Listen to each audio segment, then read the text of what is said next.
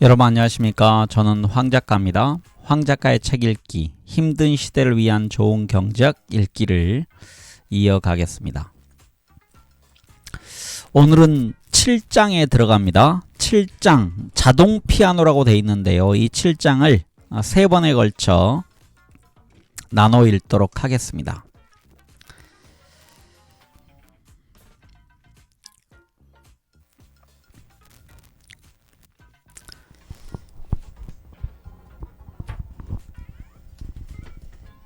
자동 피아노란 얘기가 나오는 거 보니까 아마 직업에 관련된 얘기들이 나올 것 같습니다. 기계와 사람의 직업과의 관계, 그리고 왜 선진국 노동자와 후진국 노동자, 개도국의 노동자들 사이에는 임금 격차가 있는지,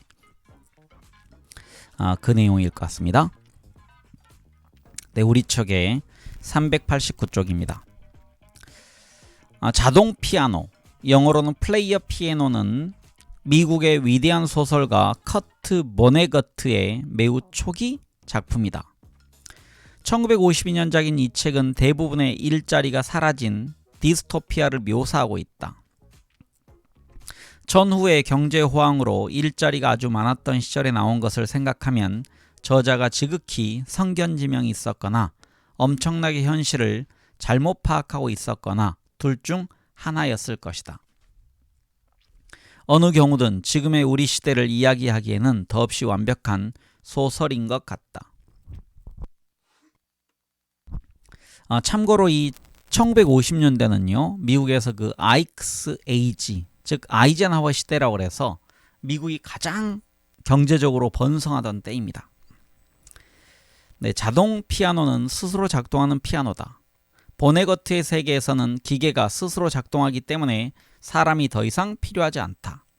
사람들은 시간을 때울 이런저런 일거리들을 제공받긴 하지만 그들이 할 수 있는 일 중에 유의미하거나 유용한 것은 하나도 없다. 1956년에 나온 보네거트의 또 다른 소설 속 등장인물 킬고어 트라우트는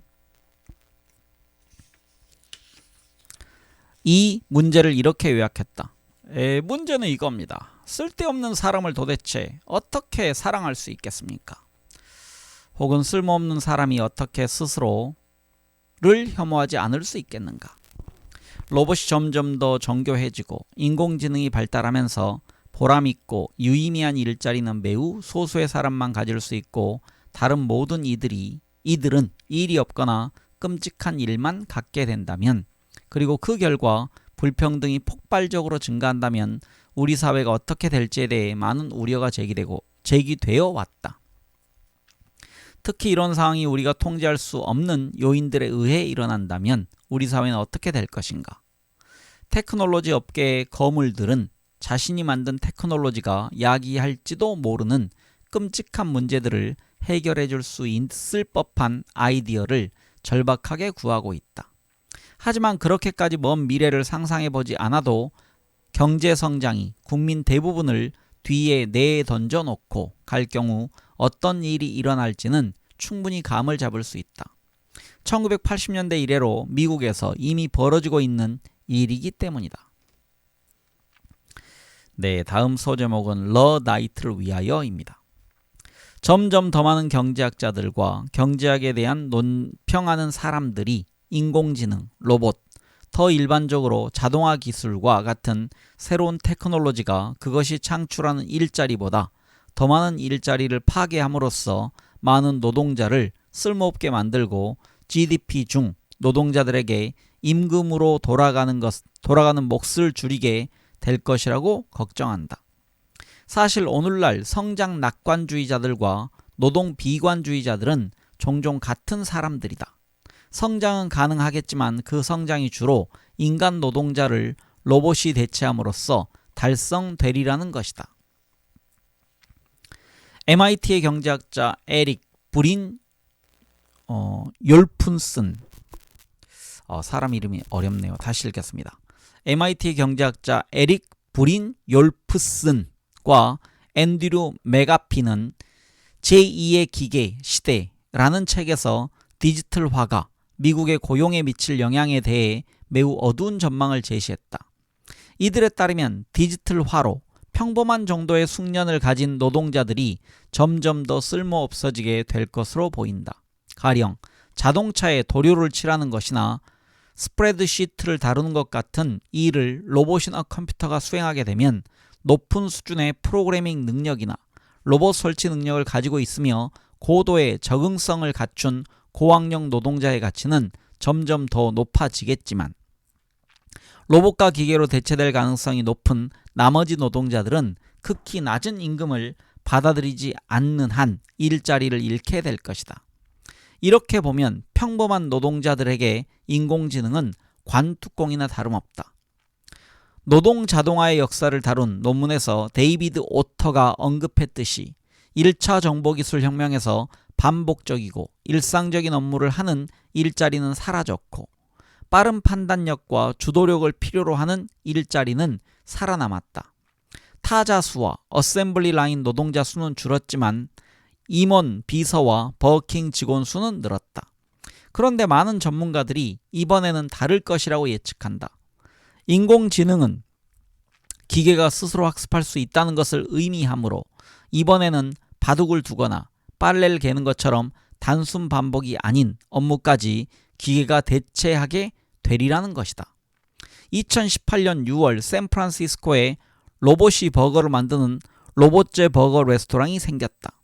주문을 받는 것과 소스를 만드는 것은 사람이 하지만 버거를 만드는 것은 로봇이 한다. 로봇은 투마미 버거, 괄호 열고 훈제한 굴, 아이올리 소스, 표고버섯 소스, 후추와 소금, 피클, 양파, 양상추가 들어간 것으로 톱 셰프 시즌 15에 나온 셰프 2가 개발한 요리라고 한다. 와 같은 고급 버거를 5분 만에 대령하는데 가격은 $6. 또 에스테르의 여동생 애니 디플로는 큰 비정부 기구의 사무총장인데 인간 비서가 없다. 애니를 돕는 업무는 모두 핀이라는 이름의 인공지능 비서가 맡는다. 핀은 호텔 예약을 잡고 비행기표를 예매하고 일정을 관리하고 출장 경비 정산을 처리한다. 애니는 좀 슬프지만 핀과 일하는 것이 인간 비서와 일하는 것보다 낫다고 말한다. 지불하는 돈은 인간 비서보다 훨씬 적은데도 핀이 훨씬 더 안정적인 서비스를 제공한다는 것이다. 물론 분명히 말하자면 핀의 뒤에는 인간이 있다. 하지만 그 수는 점점 적어지고 있으며 이 비즈니스 모델은 명백히 인간에게서 멀어지는 방향으로 가고 있다. 따라서 인공지능 혁명은 상당히 광범위한 스펙트럼의 일자리에 영향을 미칠 것으로 보인다. 회계사, 모기지 대출업자, 경영 컨설턴트, 금융 플래너, 법무사, 스포츠 기자 등이 이미 이런 저런 인공지능과 경쟁하고 있고 아직은 아니라 해도 곧 그렇게 될 것이다. 고소득 직종이 위기에 처했기 때문에 이제야 사람들이 자동화의 위험을 진지하게 논의하기 시작한 것이라고 냉소적으로 말하는 사람들도 있다. 그 말이 맞을지도 모른다. 하지만 인공지능은 선반에 물건 쌓는 사람, 사무실 청소하는 사람, 식당 노동자, 택시 운전사에게도 영향을 미칠 것이다. 맥킨지가 각 일자리별로 수행되는 업무의 형태를 분석해 내린 결론에 따르면 미국 일자리의 45%가 자동화의 위험에 처해 있는 것으로 추산된다.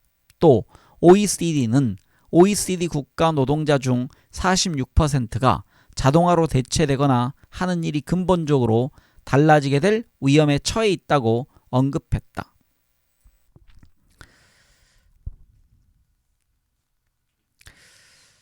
좀 제가 읽기를 조금 잘못한 것 같은데요. 다시 읽겠습니다. 확인 차원에서. 또 OECD는 OECD 국가 노동자 중 46%가 자동화로 대체되거나 하는 일이 근본적으로 달라지게 될 위험에 처해 있다고 언급했다. 하지만 이러한 계산은 어떤 업무는 자동화되어 인간이 필요 없어지겠지만 다른 업무에서는 여전히 인간 노동력이 필요하리라는 점을 감안하지 않고 있다. 그렇다면 이 부분까지 감안한 순효과는 어느 정도일까? 경제학자들은 이 문제에 관심이 아주 많지만 합의에 도달해 있지는 못하다. IGN 부스 패널이 노동시장 제도와 직업교육에 변화가 없다고 전제할 때 선진국에서 로봇과 인공지능 사용의 증가가 장기 실업자의 수를 상당히 증가시키게 될 것이다 라는 언명에 대해 경제학자들의 의견을 물었을 때 응답자 28%가 이에 동의하거나 강하게 동의한다고 답했고 20%가 동의하지 않거나 강하게 동의하지 않는다고 답했다. 24%는 잘 모르겠다라고 답했다. 이에 답하기 어려운 이유 중 하나는 종말의 날이 아직 오지 않았기 때문이다. 로버트 고든, 괄호 열고 앞에서 보았듯이 그는 오늘날의 혁신들을 그리 높이 평가하지 않는다. 다시 읽겠습니다. 그래서 로버트 고든은 출장이나 여행을 갈 때면 로봇 찾기 놀이를 해보는데 로봇이 일자리를 대체할 것이라는 그 모든 우려와 예측이 무색하게 호텔에서 체크인을 해주는 것도 아직 사람이고 커피를 타주는 것도 여전히 사람이라고 말한다. 현재로서 인간은 쓸모없어지지 않았다.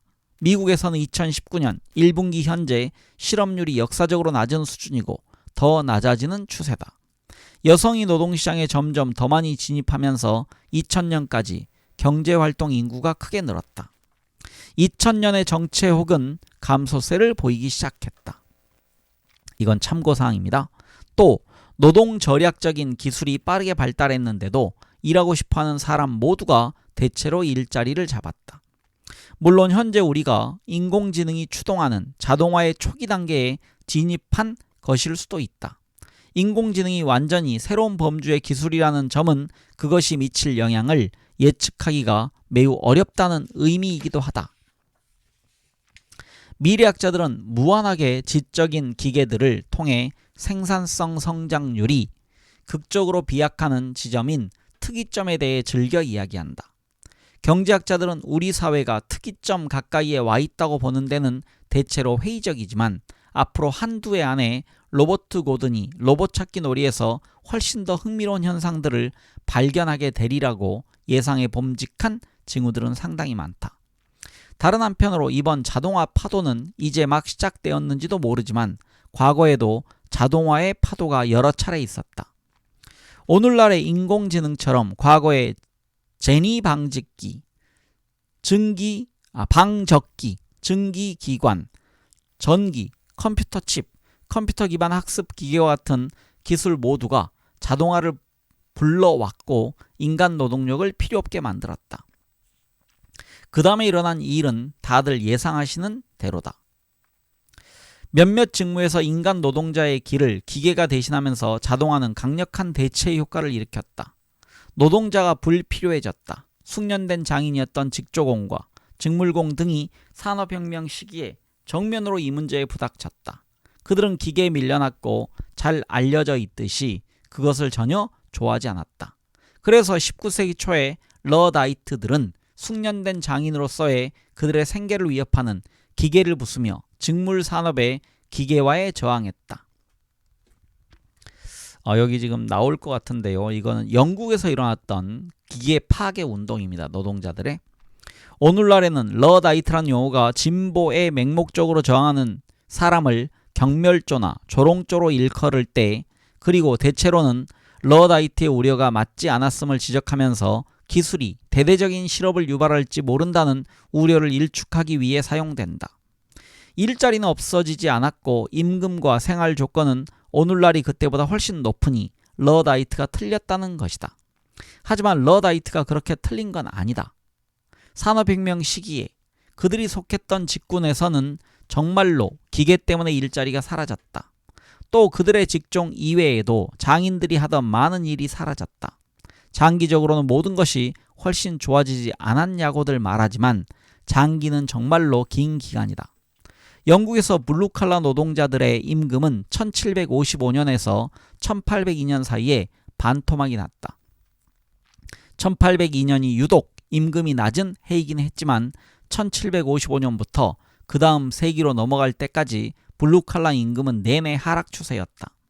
1800년대에 들어서면서는 오르기 시작했지만 그래도 1755년 수준을 회복한 것은 1820년이 되어서였다. 1755년 수준을 회복하는데 65년이나 걸린 것이다. 영국에서 이렇게 강도 높은 기술 진보가 일어났던 시기는 강도 높은 빈곤화가 발생하면서 사람들의 생활 여건이 매우 열악해진 시기이기도 하다. 경제사학자 로버트 포겔에 따르면 이 시기 영국의 남아들은 미국 남부의 노예들에 비해서도 심각한 영양실조 상태였다. 프랜시스 트롤로프부터 찰스 디킨스까지 당대 사람들이 남긴 작품에는 당시 사회와 경제에서 벌어지고 있던 일을 엄청난 공포를 느끼며 관찰한 내용이 생생하게 담겨 있다. 진실로 어려운 시절이었다. 역사를 되돌아보는 입장인 우리는 그 이후에 영국의 전환점이 있었다는 것을 알고 있다. 일부 노동자는 일자리를 잃었지만 노동절약적인 혁신들이 다른 요소들의 생산성을 높여주었고 그 요소들을 생산하는 노동자에 대한 수요가 증가했다. 존 케이의 플라잉 셔틀 같은 직조 기술의 향상은 방적사의 수요를 충족시켰고 방적사 생산 분야에서 일자리를 창출했다. 그리고 이러한 혁신에서 소득과 수익을 올리게 된 사람들은 새로운 제품과 서비스에 대한 수요를 증가시켰다. 변호사, 회계사, 엔지니어, 양장사, 정원사 등 여러 영역에서 더 많은 사람이 필요해졌고 이는 더 많은 일자리를 만들었다. 그러나 이러한 사실 중 어느 것도 이러한 전환점이 또 오리라고 보장해 주지는 않는다. 오늘날 자동화와 인공지능의 파도로 낮아진 노동 수요는 앞으로도 반등하지 못할지 모른다. 자동화로 수익성이 높아진 영역들은 더 많은 노동자를 고용하는 데 돈을 쓰기보다 노동 절약적인 기술을 더 개발하는 데 투자할지도 모른다. 또 새로이 창출된 부가 국내에서 소비되어 국내 노동력에 대한 수요를 창출하지 않고 다른 나라에서 생산된 재화를 구매하는 데 쓰일지도 모른다. 이번 파도에 어떤 일이 일어날지 장기적으로 어떤 변화를 일으킬지 우리는 아직 알지 못한다. 아직 장기가 다 지나가지 않았기 때문이다. 하지만 현재까지의 결과는 부정적으로 보인다. 여기서 현재까지 결과에 대한 설명이 있습니다. 이번 판의 자동화 파도가 1990년에 시작되었다고 본다면 우리에게는 21년 정도의 관찰 기간이 있었던 셈이다 라고 부연 설명했습니다. 데런 에스모글루와 파스쿠알 레스트레포는 자동화의 영향을 알아보기 위해 지역별로 산업의 로봇이 얼마나 많이 도입되어 있는지를 조사해 로봇에 노출된 정도를 계산했다. 그리고 로봇에 가장 크게 노출된 지역과 가장 적게 노출된 지역 사이에 고용과 임금의 변화를 비교한 결과 로봇이 막대하게 부정적인 영향을 초래한 것으로 나타났다. 이들은 이전의 논문에서 반등을 가져다줄 요인을 강조한 적이 있었기 때문에 이 결과를 보고 크게 놀랐다. 어느 지역에 로봇 하나가 추가되면 고용이 6.2명만큼 줄었고 임금도 내려갔다. 고용 감소는 제조업에서 가장 컸고 특히 노동자가 대졸이 아니고 업무의 속성이 단순하고 일상적인 직종에서 영향이 컸다. 그렇다고 다른 직종이나 교육 수준이 더 높은 사람들 사이에서 이를 상쇄할 만한 이득이 발생하지도 않았다. 로봇이 지역별로 고용과 임금에 미친 영향은 국제무역이 지역별로 고용과 임금에 미쳤던 영향을 상기시킨다. 로봇의 영향도 몇 가지 동일한 이유에서 놀랍다. 특정 업종에서 대대적인 자동화가 이루어지면 우리는 을에 밀려난 노동자들이 다른 업종에서 일자리를 찾으리라고 예상한다.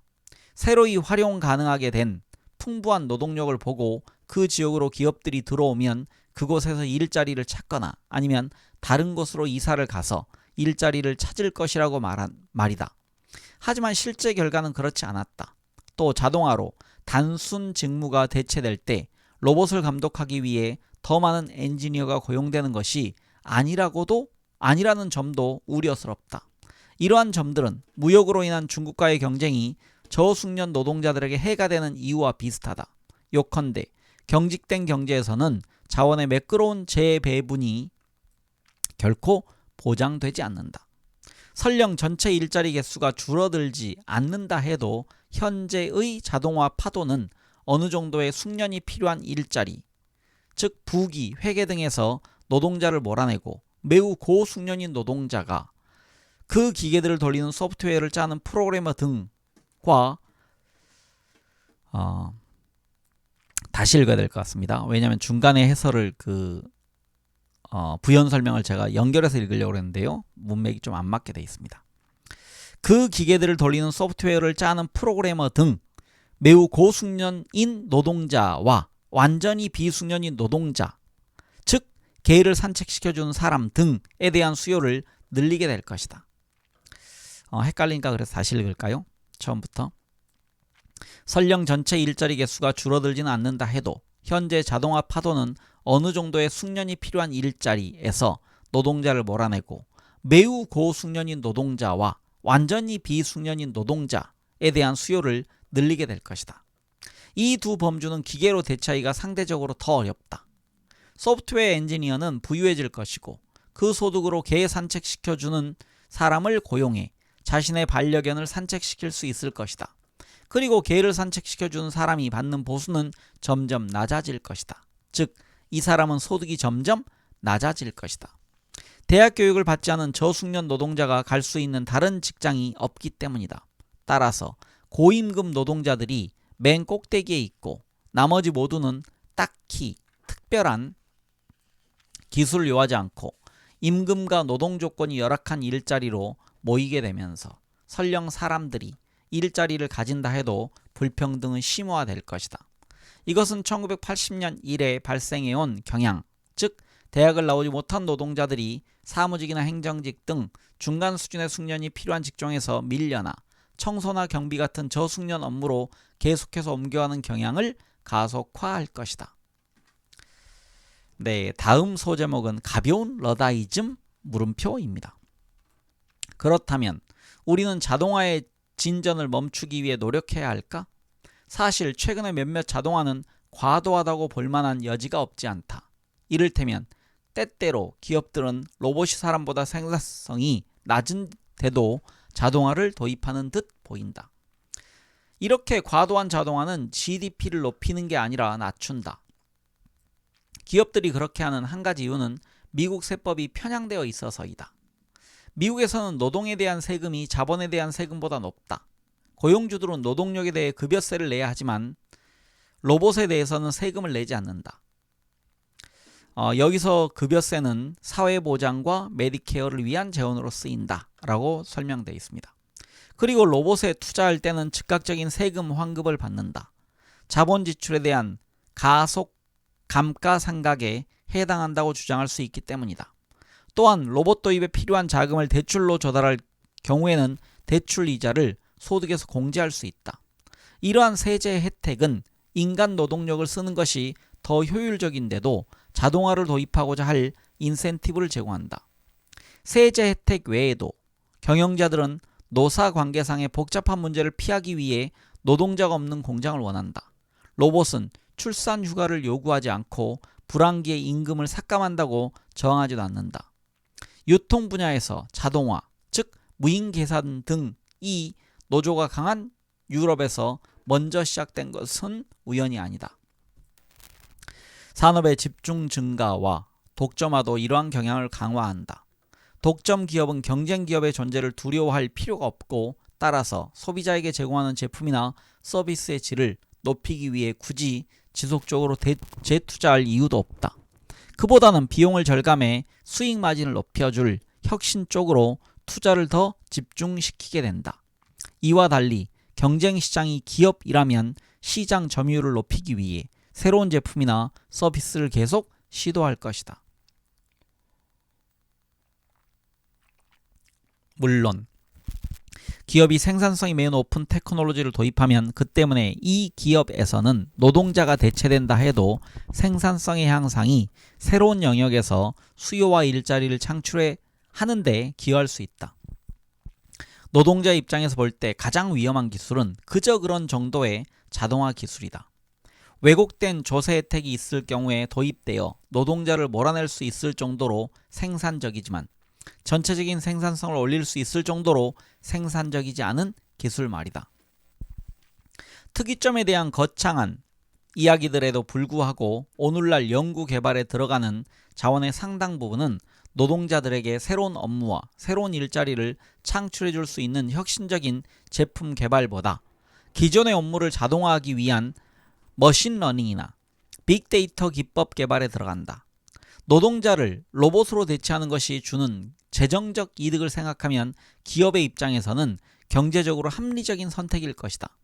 하지만 이는 과학자, 공학자, 연구자들의 노력이 진정으로 혁신적으로 쓰이지 못하고 다른 곳에 쏠리게 만든다. 예를 들어 수술을 받은 환자들이 회복기에 병원이 아니라 집에서 치료를 받을 수 있도록 의료 종사자를 돕는 소프트웨어나 하드웨어를 발명하면 보험회사는 많은 돈을 절약할 수 있고 후생도 증대시키면서 새로운 일자리를 창출할 수도 있을 것이다.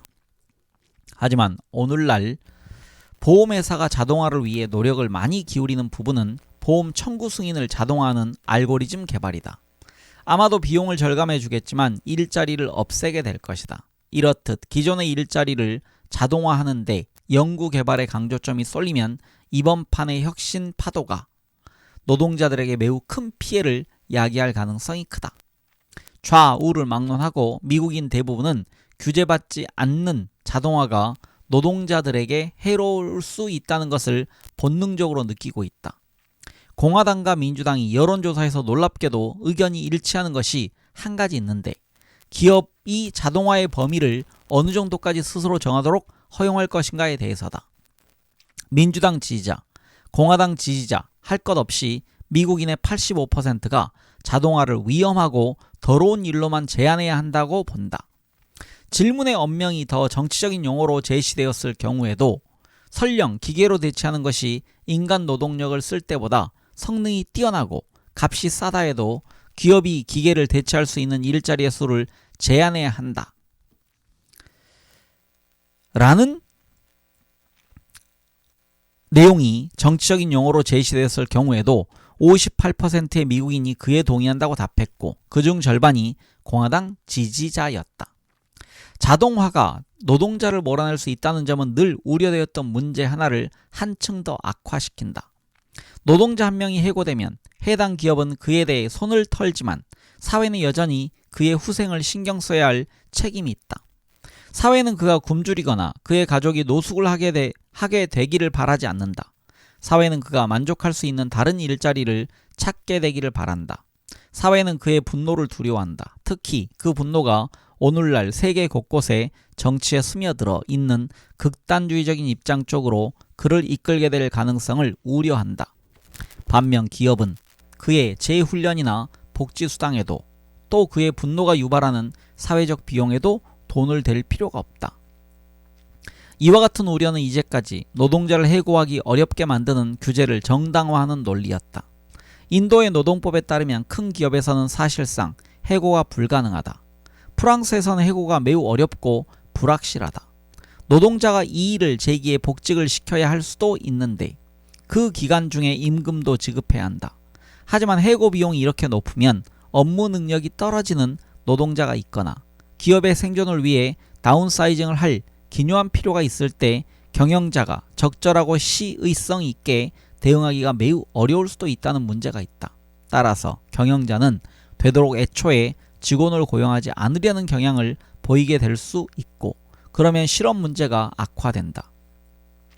노동자의 해고를 어렵게 하거나 일부 영역에서 로봇 도입을 금지하는 것 외에 노동자를 보호하기 위해 생각해 볼 수 있는 또 한 가지 대안은 로봇 사용에 세금을 물리는 것이다.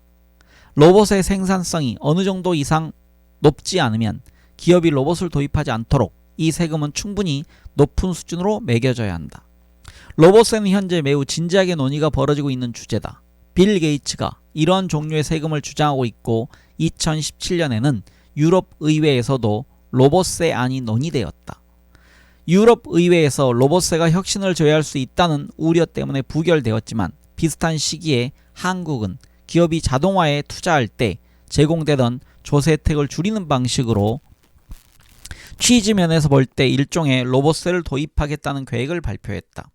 자동화에 대한 과세 혹은 세제 혜택 축소가 과도한 외주화로 이어지지 않도록 고용 유지 및 확대를 유도하는 세제들도 도입 되고 있다. 문제는 자율주행차를 금지하기는 쉽지만 대부분의 로봇은 영화 스타워즈에 나오는 R2D2처럼 생기지 않았다는 데 있다. 로봇은 일반적으로 기계 안에 체화되어 있고 전보다 더 적은 수일지언정 여전히 인간 오퍼레이터가 그것을 작동한다. 그렇다면 어디까지가 단순한 기계이고 어디에서부터가 로봇인지를 규제 당국이 어떻게 판단할 수 있겠는가? 로봇세가 도입되면 기업들은 그것을 에둘러가는 방법들을 찾을 것이고 경제는 더 왜곡될 것이다. 이러한 이유들을 고려할 때 인간을 대체하는 방향으로 치우치고 있는 현재 로봇화 추세가 먼저 부유한 국가들에서 그리고 곧 모든 곳에서 가뜩이나 줄고 있는 괜찮은 저숙련 일자리에 매우 심각한 피해를 끼치는 것을 막기는 어려워 보인다. 이는 중국 쇼크를 비롯해 앞장들에서 묘사한 여러 변화들이 선진국 노동자들에게 끼쳐온 악영향을 한층 더 강화할지 모른다. 즉 실업이 증가하거나 보수가 적고 불안정한 일자리가 늘어나게 될지 모른다. 로봇화가 야기할지 모르는 암울한 상황에 대해 자신에게 모종의 책임이 있다고 느끼는 그리고 이 상황이 매우 위험하다고 느끼는 일부 지배층은 이에 대해 굉장히 우려하고 있다. 실리콘밸리에서 보편 기본소득 개념이 인기를 얻고 있는 이유가 여기에 있다. 이와 달리 아직 대부분의 사람들은 로봇이 야기할 절망을 더 먼 미래, 기술이 더 발달한 미래 이야기라고 생각한다. 하지만 이미 많은 나라가 심각한 그리고 점점 더 심화되고 있는 불평등 문제를 겪고 있고 미국은 특히 더 심하다. 지난 30년간의 미국 역사가 분명히 말해주는 바는 불평등의 증가가 우리가 통제할 수 없는 외부적인 기술 변화의 부산물이 아니라 정책적인 선택과 의사결정의 결과라는 점이다. 네, 다음 소제목은 우리가 자초한 피해입니다. 1980년경이면 미국과 영국은 그때까지 익숙해져 있던 성장률에 비해 성장이 둔화하고 있을 뿐 아니라 대륙 쪽 유럽 국가들과 일본이 맹렬히 추격해 오고 있다는 위기의식까지 느끼고 있었다. 성장은 국가의 자존심이 걸린 문제였다. 성장하는 것만이 문제가 아니라 여타의 부유한 국가들과 벌이는 경주에서 이기는 것 또한 중요했다. 그리고 몇십 년의 고성장 시기를 지내면서 국가의 자존심은 GDP의 규모 및 지속적인 확대로 규정되어 있었다.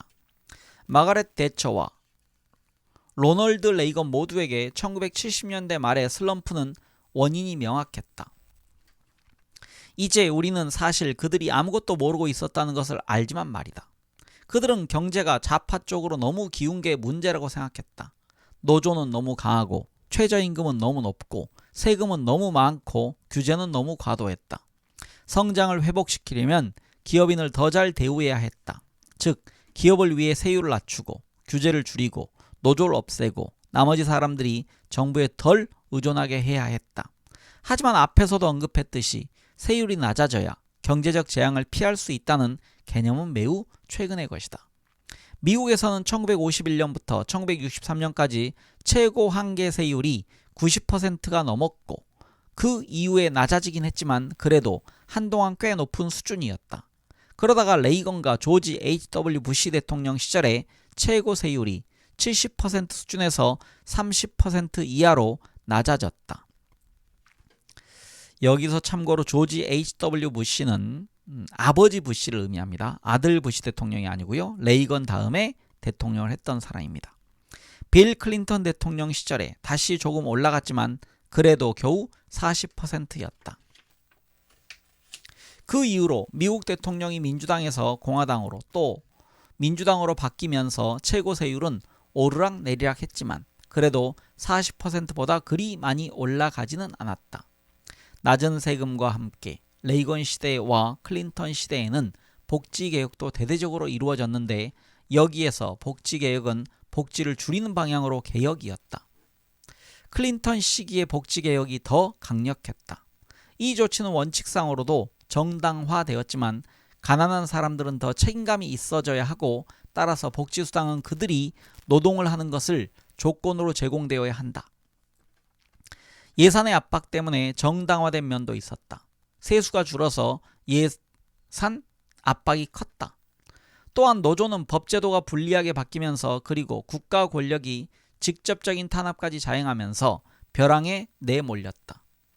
레이건이 군을 동원해 항공관제사의 파업을 분쇄한 사건은 유명하다. 노조 가입률은 그 이후로 계속 감소했다. 반면 기업에 대한 규제는 점점 느슨해졌고 정부의 무거운 손이 기업활동에 개입하기 전에 그 개입을 정당화할 명백한 근거가 있어야만 한다는 새로운 불문율이 만들어졌다. 영국에서도 비슷한 일이 일어났고 최고 세율은 1978년 83%에서 이듬해인 1979년에 60%가 되었고 곧 이어 40%로 내려간 후 이 수준에서 계속 유지되고 있다. 전후 시기에 매우 혹은 너무 강력했던 노조는 가차없이 분쇄되었고 다시는 회복되지 못했다.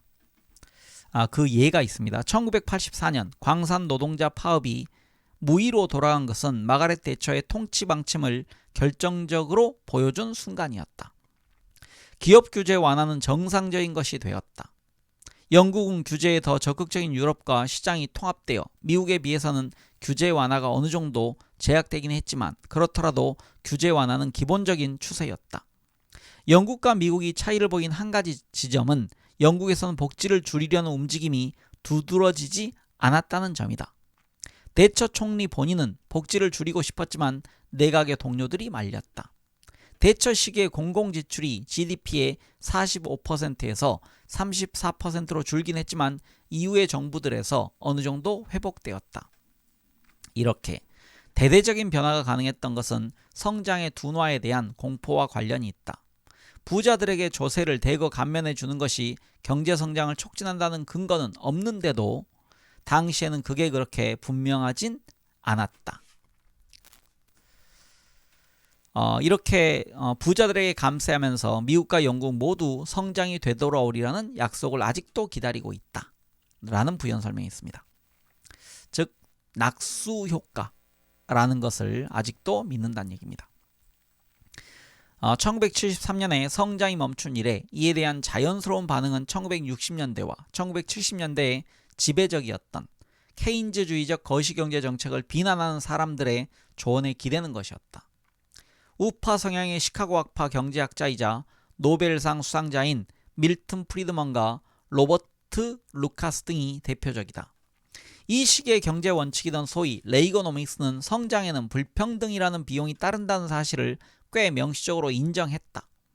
기본적인 아이디어는 부유한 사람들이 먼저 이득을 얻으면 차차로 가난한 사람들에게도 이득이 돌아가리라는 것이었다. 이것이 구유명한 낙수 효과 이론이다. 진보 성향의 하버드 교수 존 케네스 갈브레이스는 이 개념이 1890년대에 유행했던 말과 참새 이론과 다를 게 없다며 다음과 같이 훌륭한 한 줄 요약을 제시했다. 말에게 귀리를 충분히 먹이면 일부가 길에 떨어져 참새에게 간다. 1980년대에 미국과 영국에서는 사회계약에 극적인 변화가 있었고 경제성장이 얼마나 저조하게 이루어졌든 간에 그 혜택은 부유한 사람들에게로 막대하게 흘러갔다. 레이거노믹스와 그것의 영국 버전이 이것의 원인이었을까?